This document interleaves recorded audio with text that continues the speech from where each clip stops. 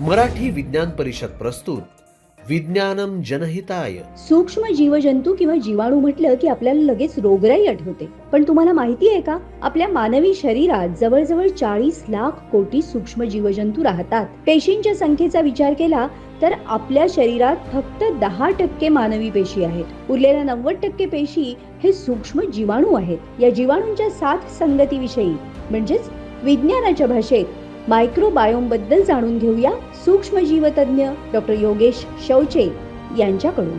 विज्ञानम जनहिताय या आपल्या मालिकेत शरीराच्या वेगवेगळ्या भागावर जे जीवाणू असतात ते सारखे नसतात. म्हणजे कातडीवरचे जीवाणू हे तोंडातल्या जीवाणूंपेक्षा वेगळे असतात, तोंडातले जीवाणू हे पोटातल्या जीवाणूंपेक्षा वेगळे असतात. प्रसारण शनिवार दिनांक 7 मार्च रोजी रात्री 9 वाजता आणि पुनःप्रसारण रविवार दिनांक 8 मार्च रोजी सकाळी 9:30 वाजता फक्त आपल्या सह्याद्री वाहिनीवर.